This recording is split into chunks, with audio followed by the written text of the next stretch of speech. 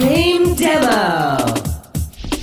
All right, welcome to today's daily demo. Joining us is Aaron from EA. Welcome aboard, Aaron. Hey, great to be here. Thanks for having me. So you brought something with you today. I've brought The Sims Medieval with me. Okay, and The Sims Medieval. This is not your grandfather's Sims game, is that right? This is not your grandfather. It's in theory your great grandfather's The Sims. It's The Sims Medieval. We've taken everything people love about The Sims, taken it to the Middle Ages, a big, dramatic, epic time, and added some features that change the way you play The Sims. We've added heroes, quests, and kingdom, and we'll see some of that today. So this is a very different, for the folks watching home, this is a very different, I think, step in a very different direction for The Sims. I mean, instead of being this open-ended kind of life simulator where you create these people and then kind of let them have jobs or relationships or what have you, it seems like it's very directed. You have characters who are kind of always on quests, and you're trying to earn these kingdom points to develop your kingdom and, you know, I guess unlock new characters and eventually get a high score at the end, because unlike any other game in the Sims series, Medieval actually has like an end screen that says, hey, you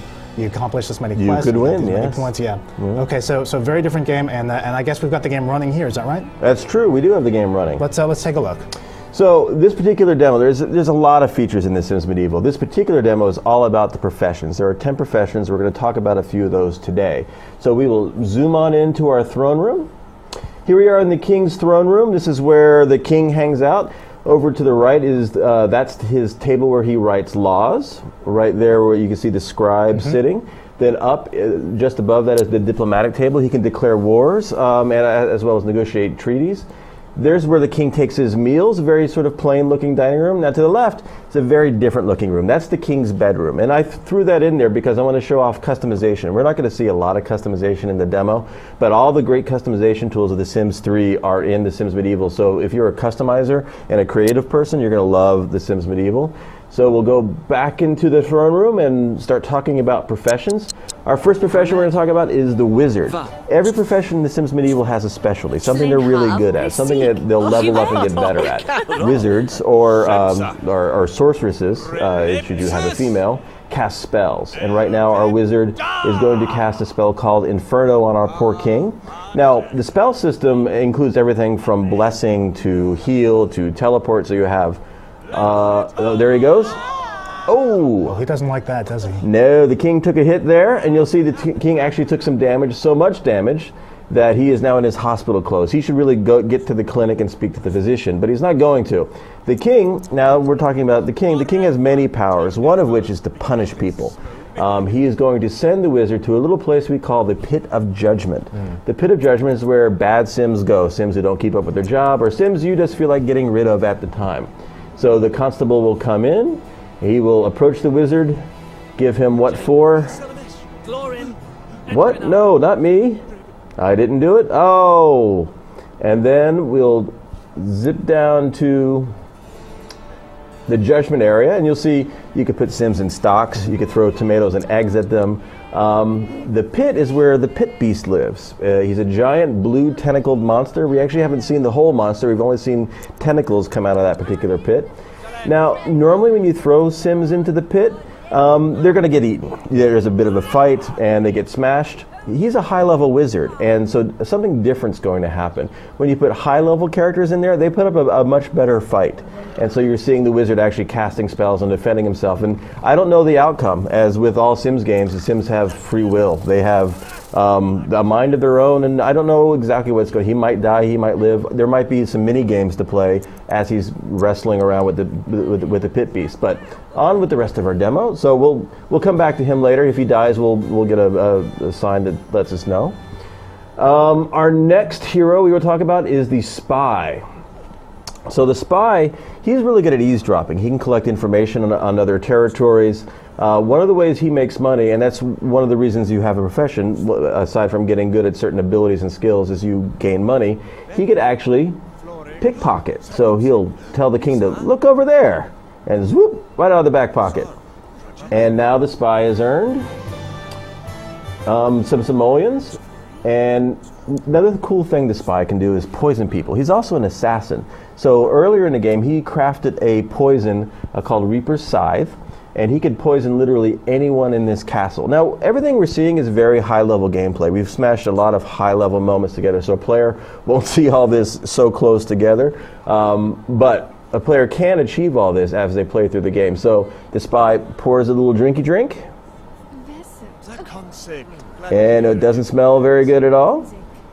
And then we'll compress time a little bit as the spy zips over to his victim, who is the spy poisoning? The spy is leaving the room. The spy has gone upstairs. As with all demos with The Sims, things happen that don't. You can't quite put a demo on rails with The Sims. Looks like our master builder is going to take the goblet of poison, and he's going to find a comfy chair to sit in. There he goes, and he'll take a hit off of that. The spy says, "Oh, that didn't taste very good at all." And and cue the Grim Reaper. Now the medieval Grim Reaper obviously looks very different from the Grim Reaper from The Sims 3. He's got a few more things going on. He's very medieval. Our spy finds that to be very amusing. So as you can see, it's a pretty dangerous place. And so in the dangerous kingdom of The Sims Medieval, you need fighters. And we have our good knight right there. And one of the things that knights can do, our demo driver has a challenge now because the spy has left the room. And as with demoing The Sims is always a challenge because they go where they want to go. She's going to challenge the king to a duel. She throws down the gauntlet. The king accepts that challenge. And he will get ready to fight. They get in their fighting clothes. Now this brings up a very good point. Is this the first time you've seen The Sims take out weapons and try and hurt each other? Right. You've never seen them do that before. And there's a full fighting system. So I'm choosing between defensive stances. I could actually choose special moves. And as my knight levels up, and she's a level 10 knight, so she knows everything about combat. She could actually do a whirling takedown. And as they fight on, you're actually keeping track of health and stamina. And the combat system will really come into play as you're playing through certain quests. It's very important to be victorious in key battles. So, as you can see, it's a dangerous place, and because it's a dangerous place, you need a physician.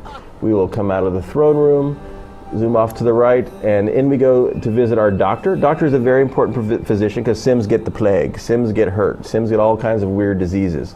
Our doctor can craft potions and medicines at her crafting table.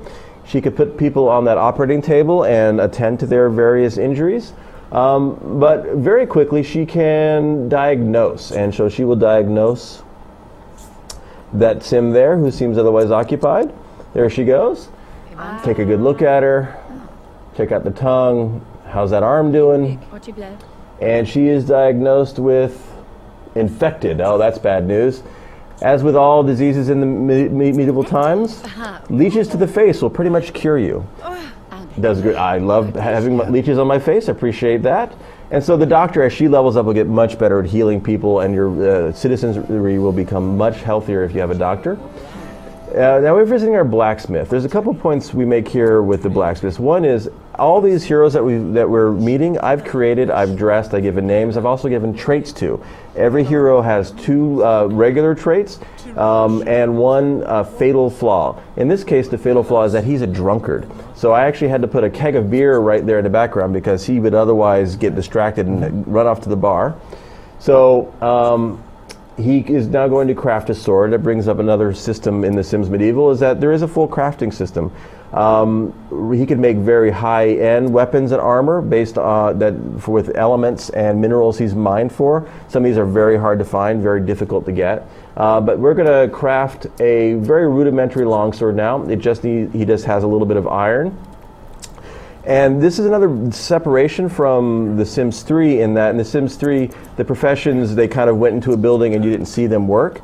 In The Sims Medieval, every profession, you're actually manipulating the Sim. So I can make decisions. If the fire is too cold, I could add more coal. If the sword that he's working on gets too hot, I could have him come out and have him pound it. And I can control him to get the best result. Yeah, Aaron, so it looks like in the upper left corner there's heat, quality, progress. How does that stuff work?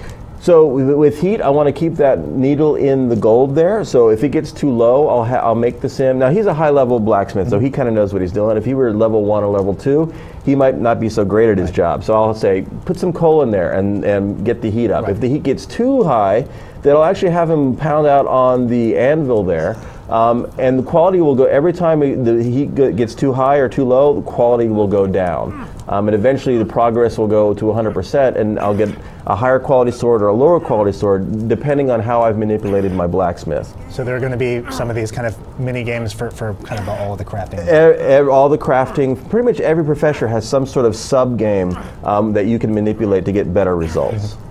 So that's our blacksmith and a little bit about our crafting system. Right over here, we'll talk a little about the merchant system and the way people buy and sell goods. So our merchant is a very handy guy to have around, because along with that crafting system is a big collection game, and a lot of the collection involves running around the kingdom finding things. The merchant can do a lot of that work for you. So he can import things from distant lands, he can import things from the neighboring town. So all the things that are on sale at the store, he's actually gone out and acquired. And sometimes you get very rare items you can't get any other way. So you might get a rare potion or a rare weapon or an instrument with interesting qualities for your bard. So it's very handy to have a merchant in your kingdom. And we'll move on to our next profession. We'll zip right around. We'll take a quick stop at, we'll see some people practicing the royal sport of king ball. It's the sport of kings in the Sims Medieval.